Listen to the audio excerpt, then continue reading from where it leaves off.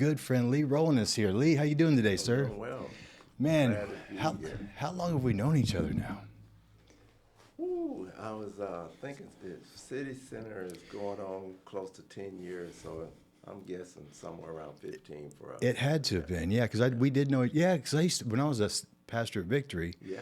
I used to come see you and get approval Hey, to come man. out there, right? Yeah, absolutely, man. Yeah, so that's really amazing. You were at Tulakes for a while in that Correct. season. Yes, sir. And we'll get into some of that, but I'd like to just honestly start. We always start by just learning more about our guests. So, and I know that I know a lot about you, but I'm sure I don't know everything, and we don't have to share everything today. But I would just love to hear about you, where you grew up. Did you grow up in Oklahoma? What was that like? And all the way to what led you to do what you're doing today, and even be in education ultimately. Yeah, I grew up in Spencer. I'm the youngest of 6 boys, and then I had a sister kind of messed up my last child game. Yeah. And my dad was a preacher, pastor in Spencer, Oklahoma. Bring that mic a little bit closer to you, maybe. I'm sorry about that. Yeah, you can keep going. Grew up in Spencer, Oklahoma, and grew up in the 60s and 70s, and I didn't realize that a lot of what was shaping me and was shaping really what I focus on and what I work on now is really what was going on in America. And at that time, it was, I saw the experience, witnessed the assassination of 4 international leaders, and it really kind of messed with my mind as a kid because I didn't really know what was going on as a kid. And so 4 years old when JFK was assassinated, and then saw, I like to tell people I saw on the television watching my mom and my aunt cry that day. Wow.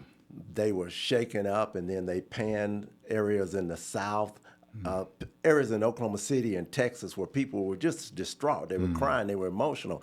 And here's this kid watching these people react and respond to that.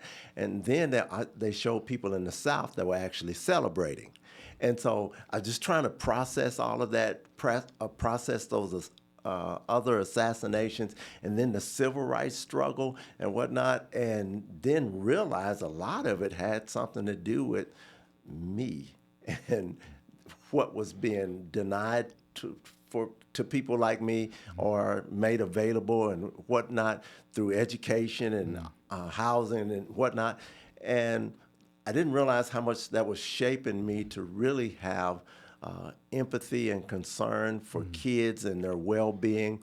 My mom and dad were able to protect us, and I grew up with a lot of privilege of having those 2 people that could kind of shelter all of those things from me and provide for us. Later, I became a teacher, and then taught for 4 years, and then spent 30 plus years in administration trying to help kids flourish. I love all kids. Let me make that unequivocally clear. I love all kids, but especially children, marginalized children. I grew up with those kinds of children. I was one. We didn't have very much economically. I was rich spiritually and really emotionally because of the protection and the guidance and the nurturing that I had, but realizing a lot of kids did not have that, including, my cousins and people that were near and dear to my heart in my community. They didn't have that. And so I just really developed a passion to try to help all children, all people flourish. So my dad being a pastor, my mom being a teacher, I ended up being a pastor and an educator. The nut didn't fall far from the tree.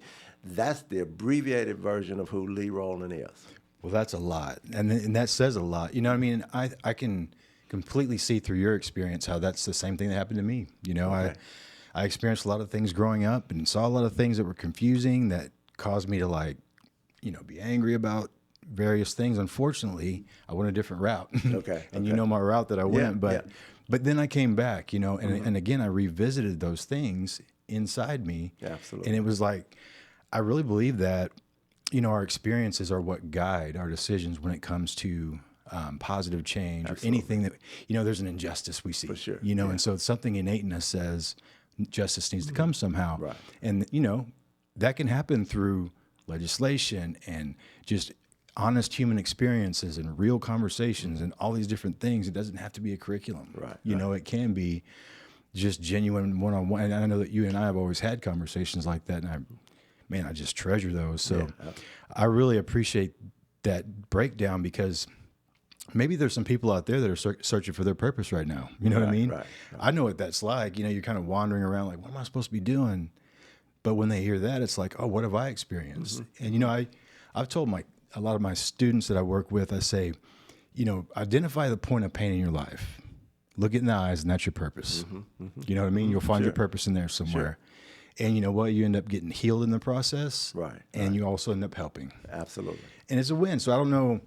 So I look at my experiences that I had, I was shot, I was in prison, I was in all these things, and they're all blessings because they carved me into who I am right now, you know? So I can see that with you. And, you know, I know that when we worked together a little bit when I was a pastor, and I would come to you and request permission to hand out flyers and, you know, come to your location and serve. And you were always generous and always like, look, we don't even need to have a conversation. You just come on, you know, is what your response was, because you saw the value. Not only was I generous, I was smart. You were smart. It's stupid to turn down opportunities. And I don't want to be mean and offensive to anyone listening, but it's unwise to not take advantage of resources and opportunities. So when I saw that people wanted to help me, help my kids, that was a no-brainer, Jim. Yep, that is a wise move. It makes no sense to not acknowledge that and accept it. You know what I mean? So I'm the same way. I really love.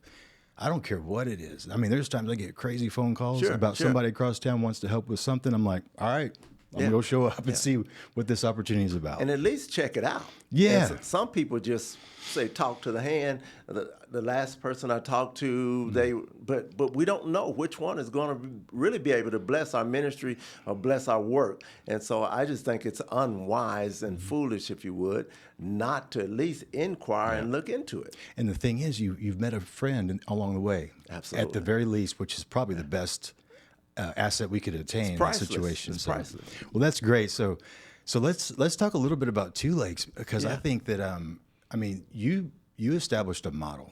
I mean, I don't know where this is being acknowledged or if it has yet, but I'm acknowledging it now. You've established a model that's successful, that clearly, rapidly even, you know, we always talk about, well, this is going to take 30 years, but the system you put in place, and I would say more than that, because then again, it goes back to curriculums and stuff. I always say that, you know, you can have the best evidence-based curriculum on the planet, but it's how you serve and how you deliver that curriculum. Right. So maybe that was a factor. Can you share a little bit about your Tulakes experience and what that looked like and was like, how you delivered the services and the care you offered? Was that important? Man, people want to complicate progress and success, and they think it's just this huge behemoth kind of thing that we need to adopt to really improve our organizations, improve our schools, our communities. Really not. I mean, Jed, again, I'm not brilliant. I just got good common sense. I needed to make sure that those teachers were a team. They were a family. I needed to ensure that those teachers really, really cared about those kids. Because that is not always the case, right? It's not always the case. Okay, yeah, just throw that out and there. This is not a slam on teachers, but sometimes teachers really are not really that comfortable with the communities, with the students, and that's a two-way street. But I was very, very, very, I don't know if you heard me, very intentional about making sure that we address relationships. So I needed the staff to care about one another. So Jed's having a difficult day as a colleague. Hey, I need you to, let's, make sure that I check in on Jed, see what's going on. If he's got a kid he's struggling with, we need to like each other. So Jed has my back and I have his back. We can learn lessons from the military. listen, we have to have a boot camp. We need you guys to understand we're all fighting on the same team. Yep. And if we're not, the enemy already has us. That's his and trick. So that's his trick. And so the physical enemy, that's their trick. I'd love to see you guys fight against each other. So relationships with teachers and me, my relationship, do you trust me? Do you feel like I've got your back? Do you feel like I care about you? Then we need to make sure that the parents felt like the teachers really cared about them, respected them, valued them. They did the best they could. They sent us the best children they had. They didn't have some better children back home. They did everything they could. That's what we got. So we made sure that relationship was intact. And then the teacher and the student relationship, man, it changed the game. And this is not curriculum. This is not technology. This is not money. It doesn't cost us anything. That's what I'm saying. For a teacher to tell a kid, listen here, I love you. Yeah. I care about you. I told teachers for years, I think it's in the Bible somewhere. I don't know where it is, but it's in the Bible somewhere. It's all right to lie if you're saying something nice.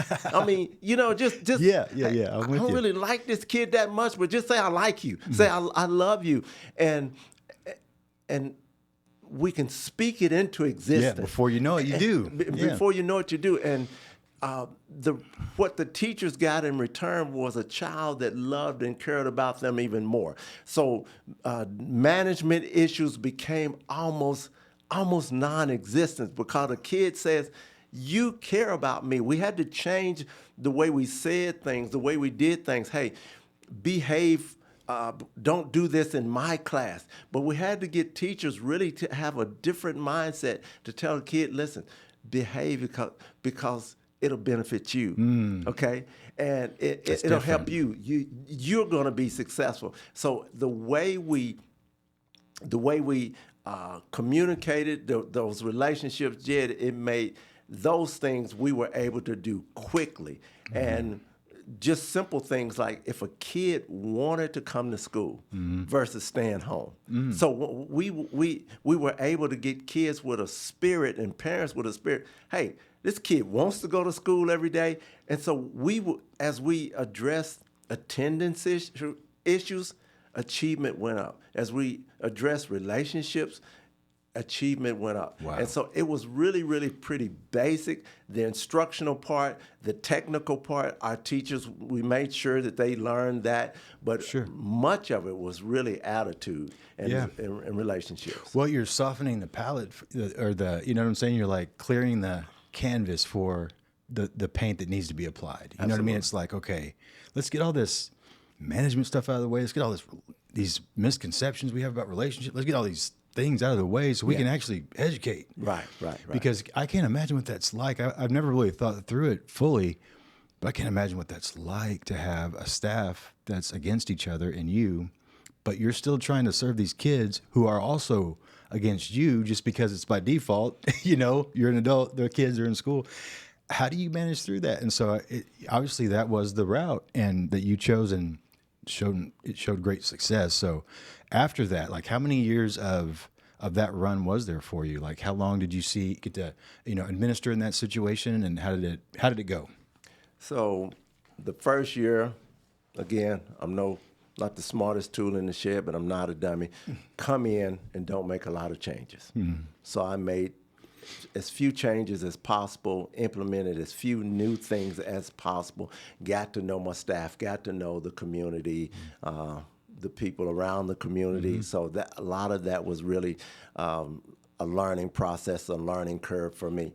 Year 2, said, hey, let's start implementing some things. I created a presentation.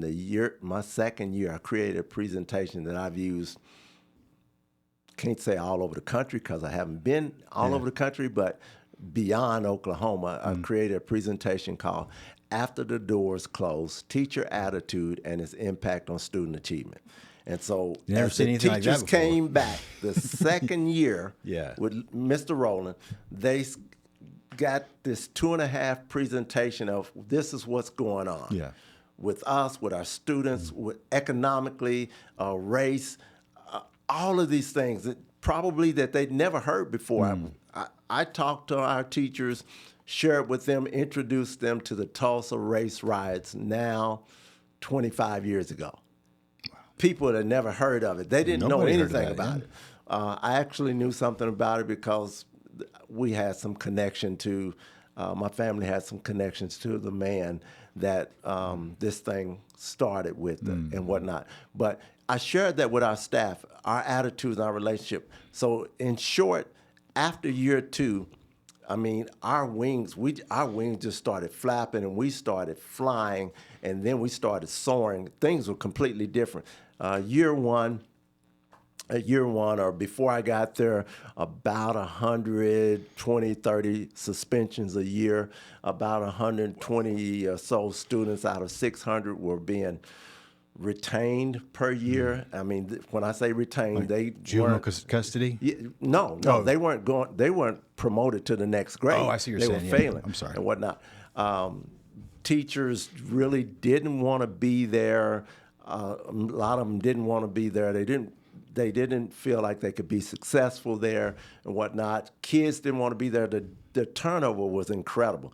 Let me say something really quick to the Yeah, audience really yeah. quick. So just so you know, if you're in Oklahoma City, this is in the Lyrewood neighborhood. Yeah. So if you know anything about Lyrewood, I think at that time it was one of the highest crime rates in Oklahoma City, maybe a large part of the country even. Absolutely. Yeah. And one of the most densely populated areas in Oklahoma.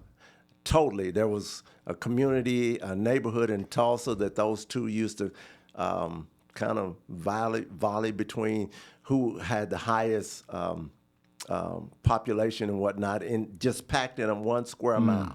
So all of those low-income Section 8 apartments at the time, it was just, I mean, it was. Wow.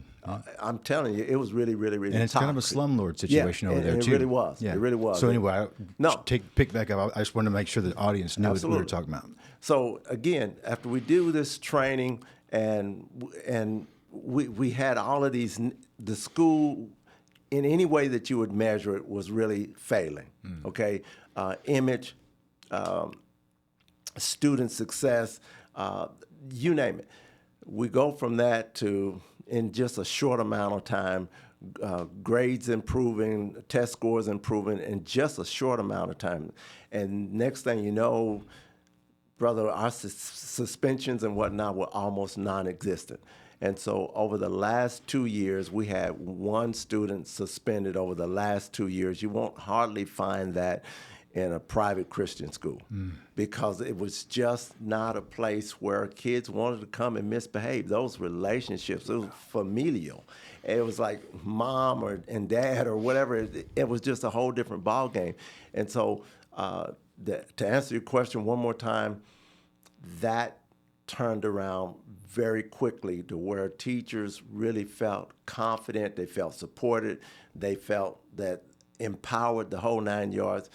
Did probably one of the things I'm proudest of most. We had teachers on a waiting list to come to Tulakes by the time I left. I mean, it was just incredible. You don't hear that in Oklahoma. No. Or any state, honestly. No. I mean, on a waiting list to come to a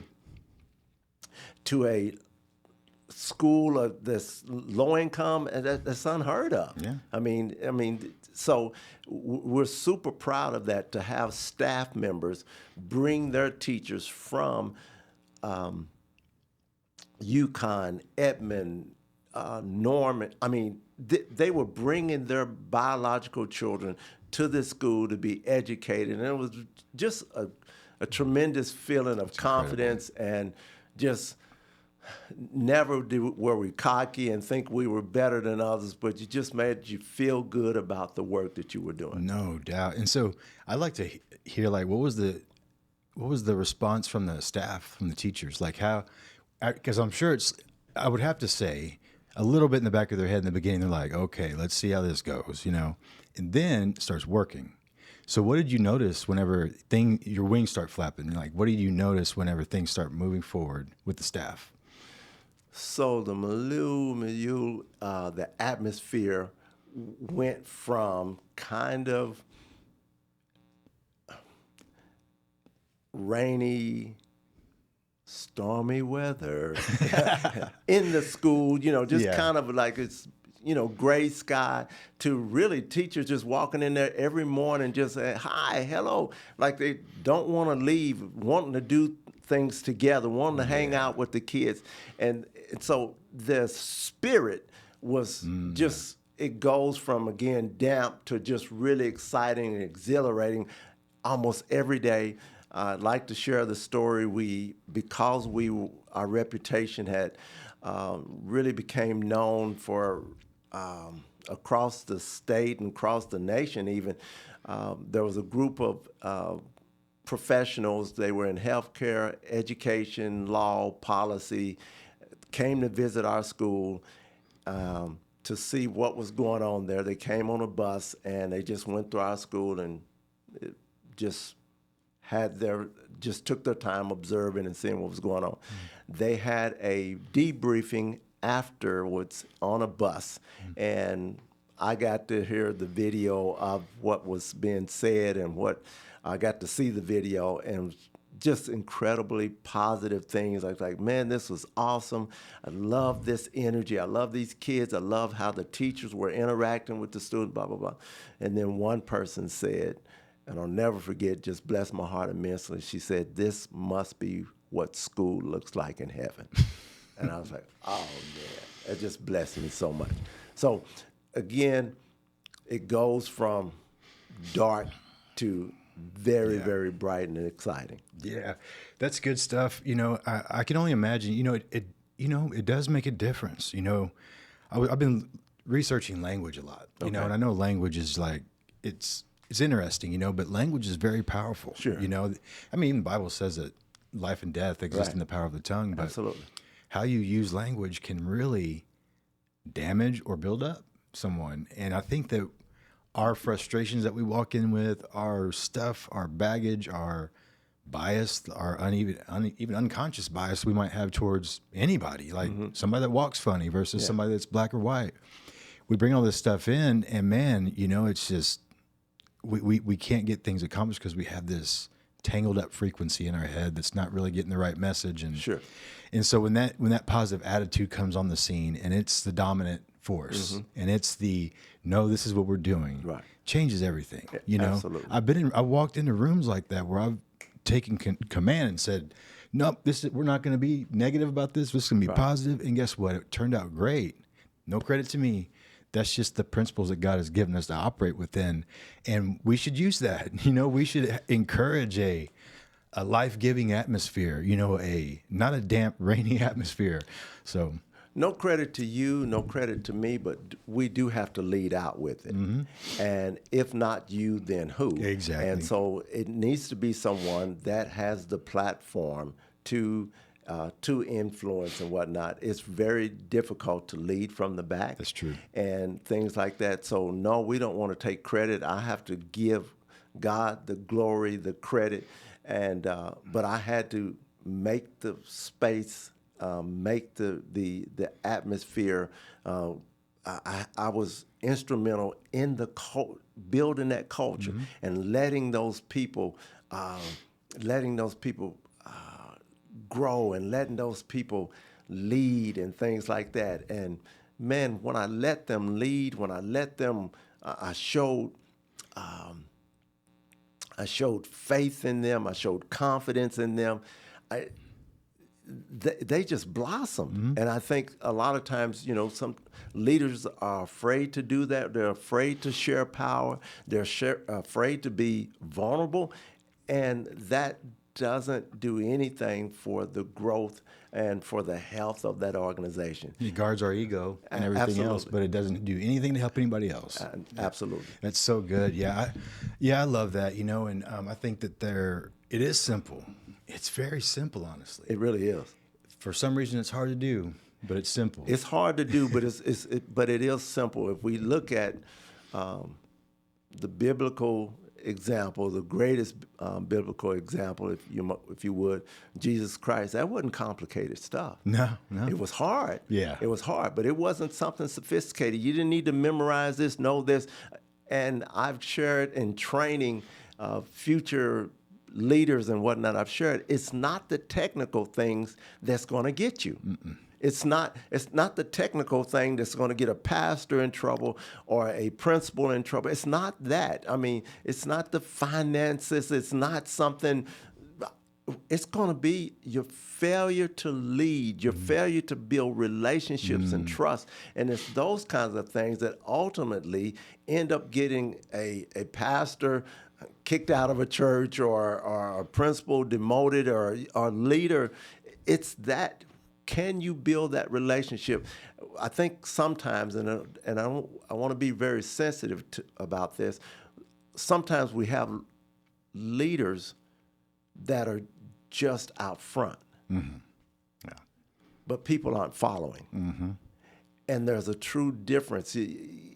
When you're a leader, people follow. They see your vision. I'll never forget, Jed, and I love to share this as just a real example of what that trust and that relationship looks like. I asked my staff, could we consider a more professional dress than I observed when I first came to the school? And you didn't say, you guys need to change how you dress. I didn't say that. Yeah. I just asked if they would consider, could we just give some thought to more professional dress? We asked the students to change their dress a little bit. It was pretty wild when I got there, and we went to uniforms and whatnot. Yeah. So I asked the staff if they would do likewise. They didn't just jump at the chance and say, "Oh yeah, we can do that." Yeah. But because I asked, let me tell you, man, it's different. Because their leader asked, he didn't demand. He didn't say, "This is." I did it. I did it. I mean, I went out on recess and played with the kids in my suit and tie and things like that. And because I asked, because I demonstrated care for them, empathy for them, and respect for them, respect for them. Yeah. They did it. Yeah. And then they came to enjoy. Hey, I mean, you should have seen them. I mean, dressing to the nines and stuff like that. It feels good to look, nice and really together. Does. Yeah. It really does. And the kids and the parents started to look at the teachers differently. But Respect if you looked like you just been underneath a car, and there's nothing wrong with that. Hey. But that's not the profession that they were in. They Right. were in a profession, in a position of leadership and influence. And so we wanted to have these children aspire to something. We wanted a parent to come and sit down with a person they looked at it as a professional. So as a doctor, and no, we didn't make doctor money, but as a police, these people had a uniform. Yeah. And they make it very plain to us that, let me put on my cape, let me put on my coat here when I go out and meet with this patient. Yeah. And as we did that, those things transformed them. Here's what I'm here for. This is my uniform. Absolutely. Yeah, that's good. Absolutely. And it gives you a mindset too, a different mindset. Yeah. That's really powerful. One lesson I learned along those lines when I was incarcerated, a good mentor said, Jed, you need to start dressing like what you want to do and be, on the streets. And so at that time we could get street clothes in. So I would get what I could, it was nicer. And it honestly made a difference. I looked at myself differently when I saw myself in plain clothes that were nice, and so that translated over, to me now. And I realized there is something to that, how you present. If your goal is to really help somebody, then it does matter how you present to that person you're trying to help. Yeah, it's little things. Yeah. It's little things. Again, we want to make it like it's really something almost supernatural to make and transform in organizations and things like that. But really, as we got those core values, along these lines, my son works in basketball. He does everything from coaching to training and whatnot, and he's got some people that work with him and for him in the camps and the training that he does, and it's funny. He's asking these coaches that are working with college and pro and high school elite athletes. He's asking them, isn't that ironic, to have a certain kind of dress and profile so that these athletes see them as somebody that is worthy of listening to, and things like that. And so if they're doing that in that arena, why wouldn't we do it as we work with kids and things like that? As we're forming their Absolutely. perspective and worldview. Absolutely. This is what gets me sometimes, Lee. It feels like, I think in the world in general, young people are just kind of shelved in a lot of ways sometimes, and I think, or not even just ignored, not even shelved, but, and they're the greatest commodity we have. Greatest commodity. We can actually instill in them the principles that make them successful early. And our country and world is so much better when Lee Roland is guiding the ship, so it's like, what are we doing? We got to really shift. They need us bad. And you know what? Us. Nobody else is coming. Nobody else is coming. We're it, man. Absolutely. And I believe that. And Absolutely. I think that we have a call, and you clearly have a call for education. So I'd like to know, like, what's now? What's next? What's next? What are you doing now? And please share your website, share anything you have going, because I believe what you do, not just the curriculum you've created, which is incredible, I'm sure, but how you do it. And I want people to hear that. How you do it is most important. How you approach it through relationship, not a title or not a demanding posture.